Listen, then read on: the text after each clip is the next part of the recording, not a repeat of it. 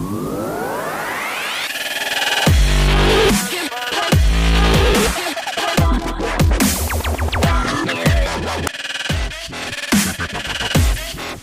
everyone, this is Antiklaus. This time with a video that's a bit different to what I usually tend to do.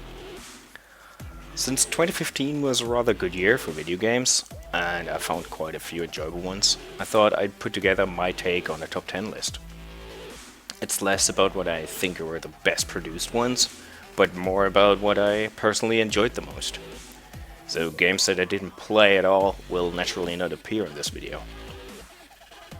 I bet there are a bunch of video games that some people may miss, and most likely a few that you may think should not even be on this list to begin with. But that's where the beauty of it all comes in.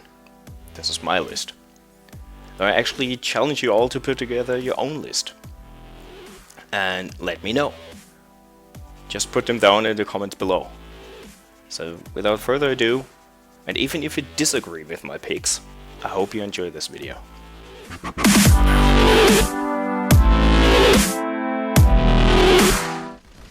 I know this game was technically not released in 2015, but the PC version was. Thus it deserves a spot on this list. If it weren't for that fact, it would be ranked much higher, because rarely has a game having me come back to play in this huge gigantic world as this one does. It's beautiful, it's chaotic, and it's just plain and simple fun each time I'm playing with my buddies. They keep adding free content, which is a rather rare thing nowadays, so it's a well-deserved spot. That's a tougher game than I thought it was going to be. Told you.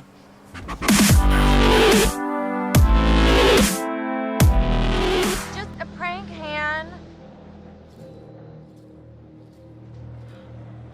Today is the one-year anniversary of the dreadful tragedy of Hannah and Beth Washington. Until Dawn is a fun mix between interactive movie with a lot of quick-time events and classic survival horror, using a moral and decision-making system in which every action you take, or not take for that matter, will supposedly influence the way the game turns out. Visually impressive, you basically play a super cheesy TD slasher horror movie, trying to keep as many of the protagonists alive. And if you follow all the classical horror tropes, you might even survive this. And since I'm a sucker for horror games, this game was a must. Jess? Jess? And now, let us investigate your feelings toward other people in greater depth.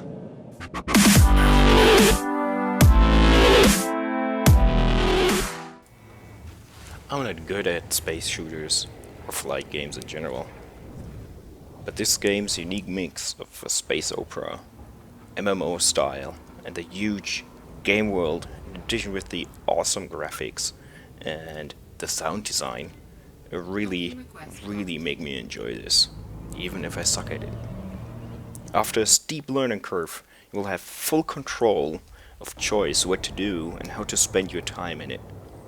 Be it headhunting, cargo flights, exploration and cartography, or just bugging people as a pirate, you name it.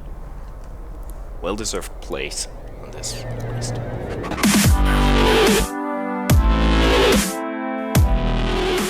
Okay, this one is a no-brainer. Huge variety of zombies, check. Vast, beautiful open world to explore, check. Mad parkour violence, check. Really, what else is there to say? I just love running around, killing things in ridiculous ways, and looting stuff. It's got everything I like, looks beautiful, feels fun. Yeah, enough said.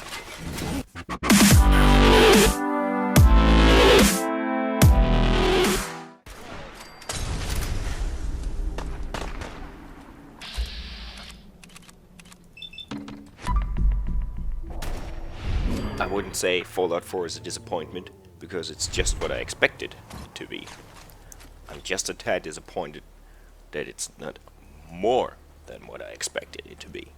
I guess in a year where you have to compete with Witcher 3 on the RPG genre, it's a really tough fight.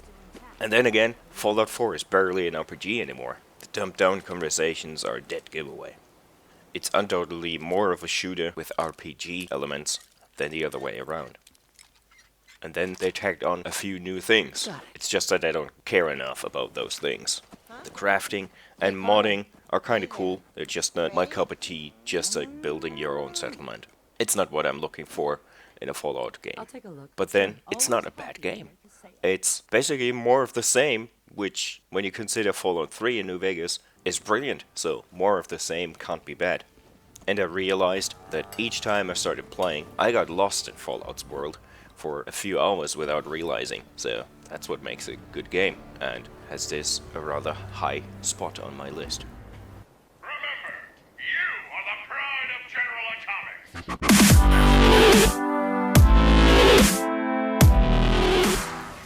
I'm normally not a big fan of co-op horde mode games, but when they add the beloved Warhammer world within the mix, together with a melee-focused fighting system, I will reconsider. This game is still struggling with a few AI problems, but Vermintide still deserves a high spot on this list for staying true to the franchise and feeling nearly perfectly as part of the universe. Whenever you take over the role of one of the fighters, you really feel drawn into the Warhammer world, and slaughtering your way through hordes of Skaven feels very satisfying. It looks rather stunning, and for a rather small developer team I'm surprised of the visual fidelity and the great sound design, and thus this game has me coming back over and over again. I still wish to be playing as Skaven. Failed miserably!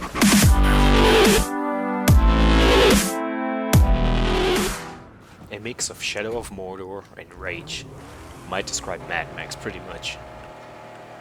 You get a rather huge, open desert world that you can freely explore with your car that you will constantly upgrade and improve. You can get out of that said car at basically any given moment to wander about and search for areas that you could not get to, or fight people that you didn't want to run over. The driving is fun, arcadey, and even works surprisingly well with mouse and keyboard. You will have to fight off other vehicles on the road by either ramming the crap out of them, shooting the drivers or specific parts of the cars, or even more fun, using your harpoon to rip parts off or the driver out of said cars. I doubt it will ever grow old dragging an opponent behind your car and then catapulting him into the next obstacle. Most of the on-foot fighting is focused on melee, even if it's only because the ammo is rare, and it's very, very Arkham City-like. Press the attack and the block button at the correct time to not be screwed over, basically. It's not the most sophisticated way to do things, but it's entertaining and presented in a very satisfying way. The visuals and sound are above par and both pretty fitting. It's not an easy feat to present a desert that's not boring, but actually pretty nice to look at. Mad Max offers nothing really new, but does it have to? It's simple and plain arcade open world fun.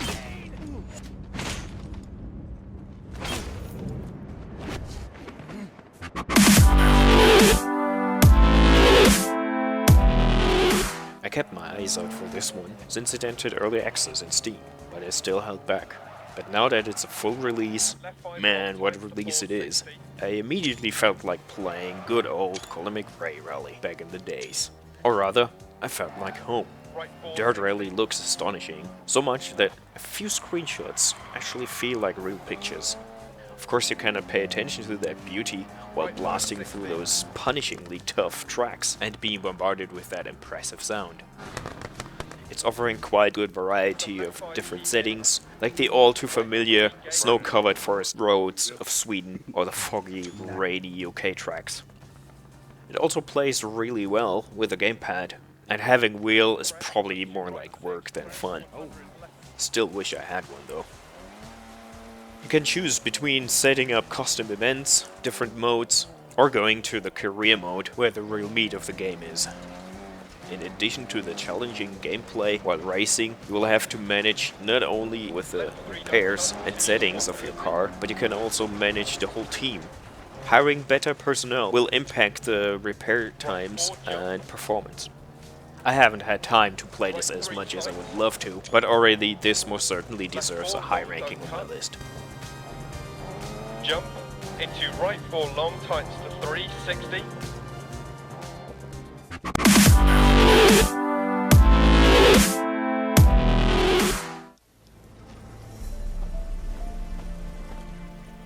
I have been playing The Witcher 3 for far over 100 hours, probably closer to 200, and so far I was basically just going for a walk.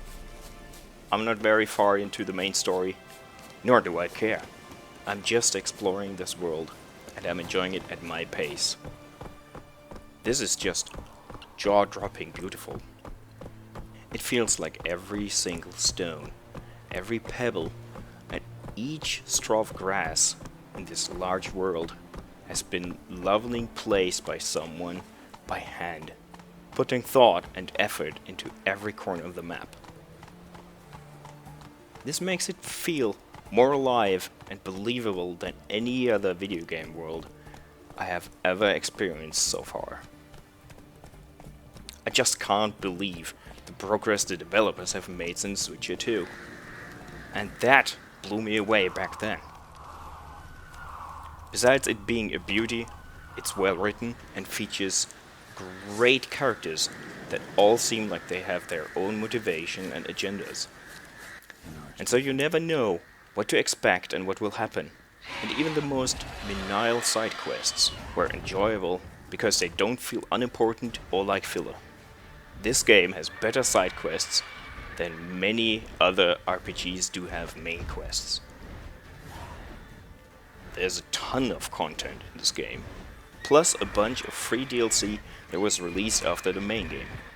And even the DLC feels more like an old school add-on or expansion than a money grab. This leads me to believe that all RPGs in the future will have to compete with The Witcher 3. At least for me.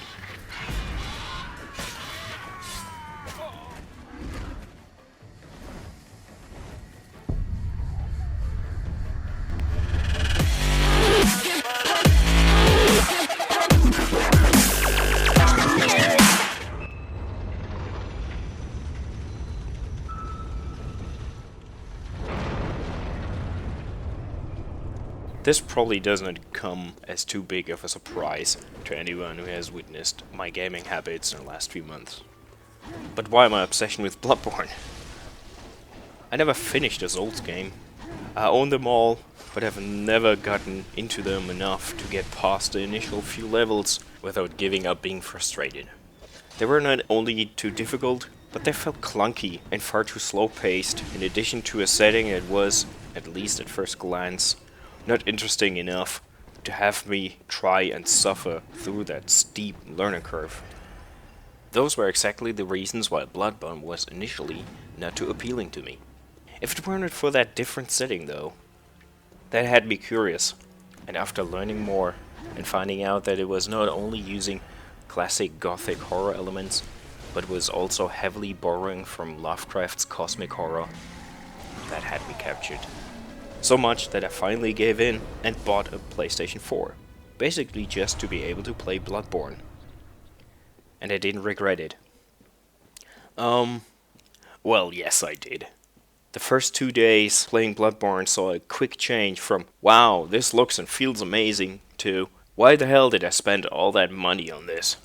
Until, at some point, it just clicked. It finally dawned on me how to approach this game that was so vastly different to most other things that I was playing. And once I figured out how things worked in Bloodborne, it was over.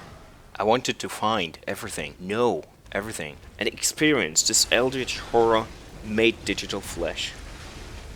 And I did. Saying I enjoyed every second of it would probably be a lie, because it had me swearing, sweating, shaking, and yelling at the TV.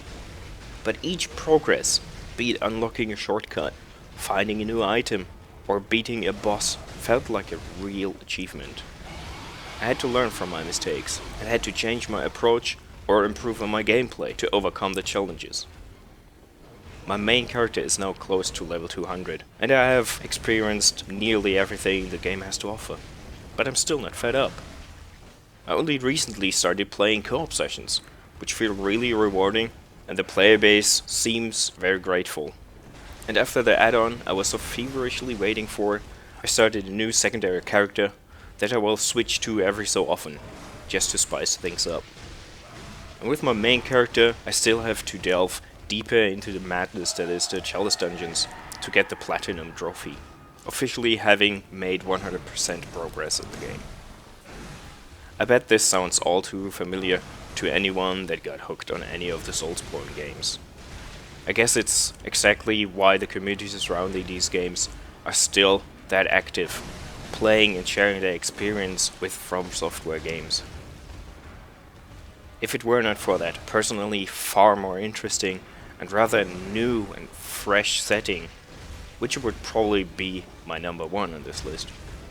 But in my book, cosmic horror will always beat any classic fantasy setting, no matter how well done and mature it is. I'm just a sucker for Lovecraft, and that's why Bloodborne's harsh, unwelcoming, dark world filled with brooding eldritch horror makes this top spot.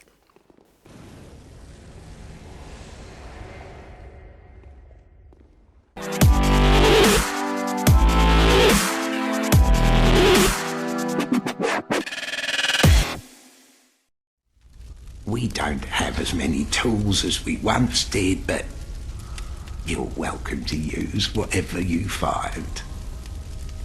Even the dark, should it be.